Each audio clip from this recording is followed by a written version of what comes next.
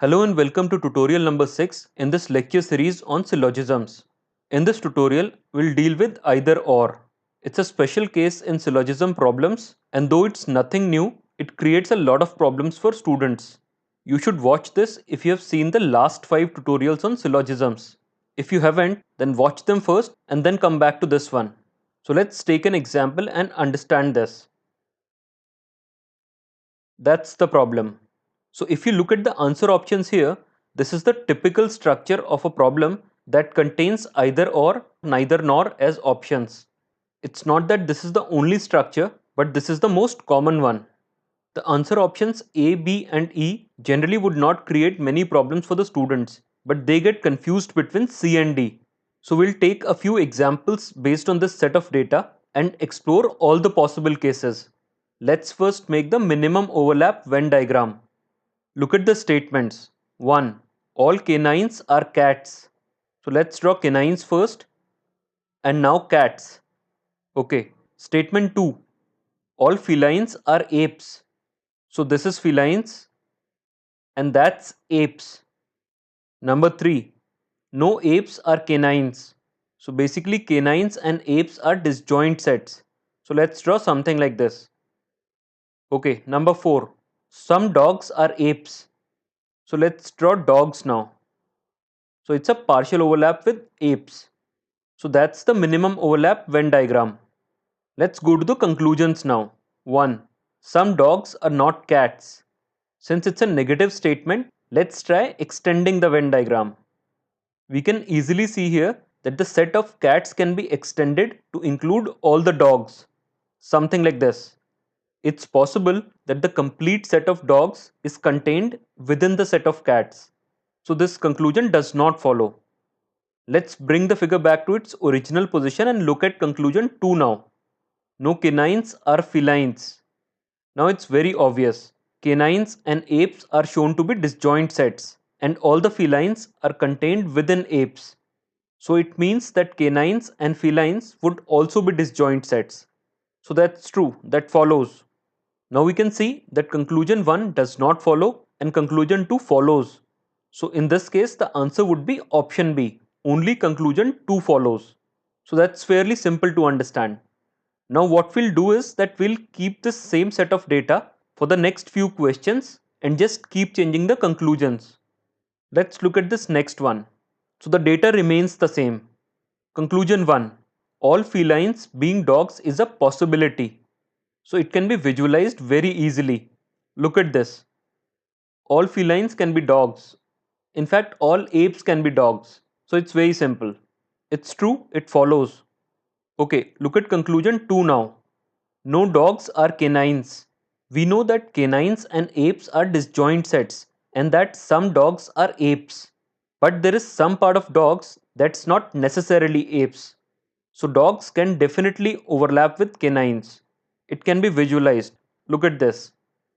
So some dogs are apes is still true, but now some dogs are canines as well. So this conclusion does not follow. Dogs can be canines. So the answer in this case would be option A. Only conclusion 1 follows. Okay, let's go to the third set of conclusions now.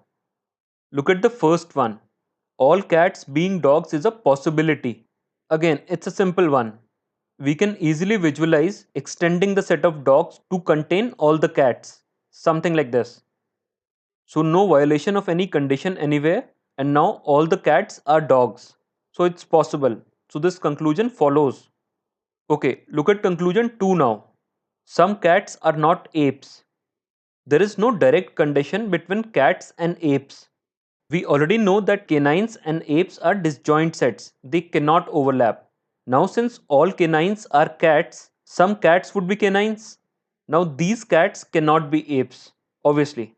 So basically those cats that are canines and some definitely are cannot be apes. So this statement is true. It follows. Now in this case, both the conclusions are true. Both follow. So the answer would be option E.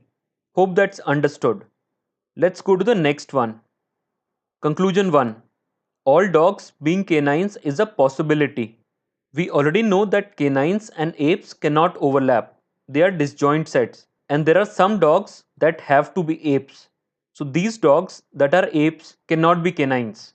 So it means that all the dogs cannot be canines. So this conclusion is false. It does not follow. Look at number 2 now.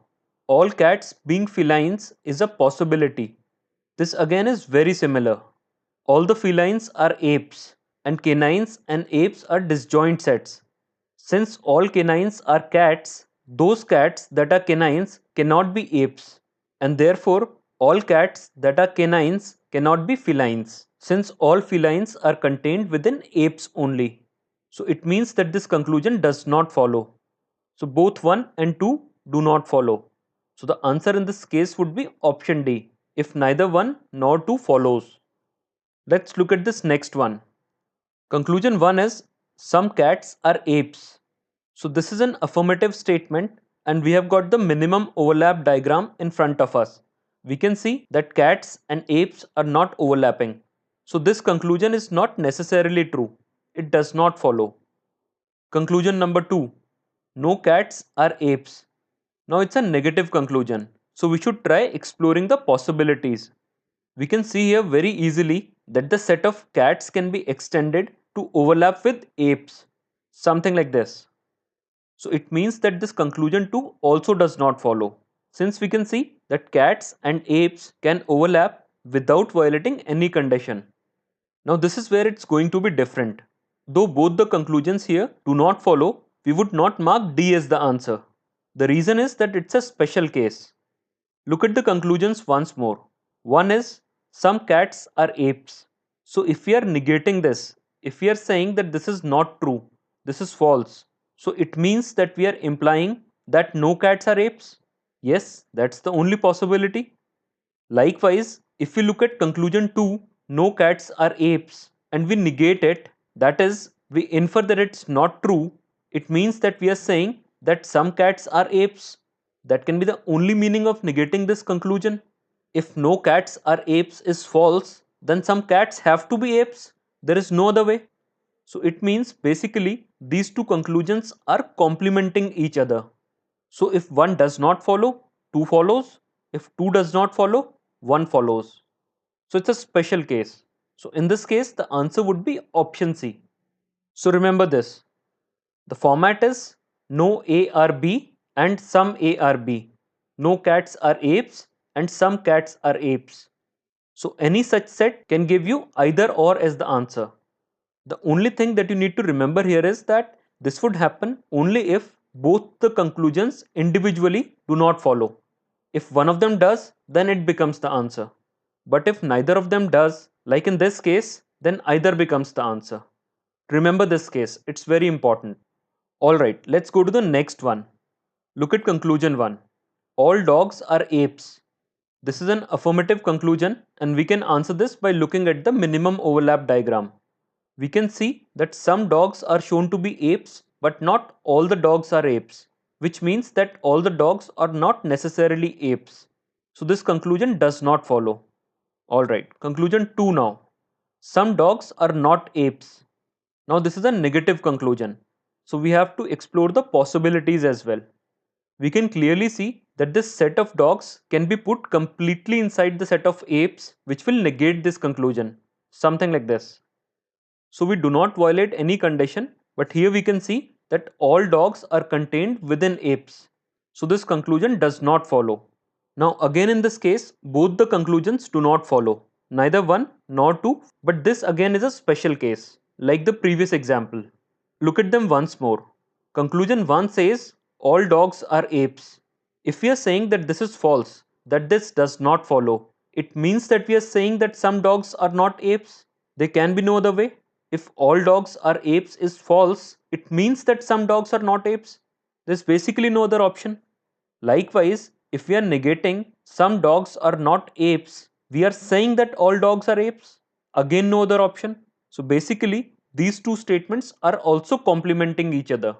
So if one is true, two is false. If one is false, two is true. One follows, two doesn't. Two follows, one doesn't. So it's the second case for either or. So in this case as well, we will mark the answer as option C. So the generalization would be all A are B and some A are not B. So if the set is like this, be careful. The answer can be in the form of either or as well. But like the previous example, it would happen only if both the conclusions individually do not follow. If one of them follows, then it becomes the answer naturally. I hope that's understood. If you remember just these two cases, you would never get it wrong. Just follow the methodology of identifying it. Alright, let's move to our next example. This is it. So here, as you can see, the structure of the problem is slightly different. So mostly either or questions appear like that only, but this is also possible. So we'll do just one problem on this. Let's first draw the minimum overlap diagram. Statement 1. Some houses are schools. So let's draw houses and now schools. Statement 2. All schools are not bags. So let's draw bags and do something like this. You must remember that all schools are not bags is same as saying no schools are bags. Okay, statement 3. No bags are pencils. So let's draw pencils and do something like this. Alright. Statement 4. All pencils are pens. So let's draw pens surrounding pencils. So this is the final figure. This is our minimum overlap Venn diagram. Look at the conclusions now. 1. All schools being pencils is a possibility. Yes, it looks possible. Schools cannot overlap with bags, pencils cannot overlap with bags, but schools and pencils do not have a problem with each other. Look at this. So that's one of the ways in which this can be done. We don't violate any condition here. And all schools are pencils here. So that's possible. So conclusion 1 follows. Let's bring the figure back to its original position and look at conclusion 2 now. Some pencils are houses. Now that's an affirmative statement. So we can answer it directly from the figure. We can see that pencils and houses are not overlapping. So that does not follow. Simple. Conclusion 3. All pens being bags is a possibility. We can see from the figure that bags and pencils are disjoint sets. And since all the pencils are contained within pens, there will be some pens that will be pencils. Now these pens that are pencils can never be bags. That means that all pens can never be bags. There will always be some pens that are pencils that cannot be bags. Okay, so this conclusion does not follow. Conclusion 4 now. No pencils are houses. Again, this is quite simple. We can use the same figure that we used for conclusion 1. This one. So here we can see the overlap between houses and pencils. So this conclusion does not follow. So 1 follows and 2, 3 and 4 do not follow. Now you have to be very careful here. One might be tempted to mark A as the answer here. But look at conclusions 2 and 4. This is the same case that we discussed in example 5. It's a complementary pair. If some pencils are houses is negated, it means that no pencils are houses. Likewise, if no pencils are houses is negated, it means that some pencils are houses. So one of them has to be true.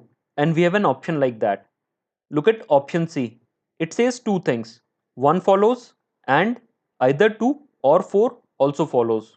So that's precisely the case. So the answer here becomes option C. So you have to be careful with either or when the question structure is like this.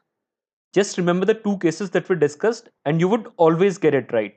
So that's where we wind up today. There's nothing in syllogisms that you need to do beyond these 6 tutorials. If you haven't followed anything, just go back and watch everything again. Now it's up to you to practice and improve your speed and the accuracy. These questions can give you some quick marks in absolutely no time. Wish you all the best.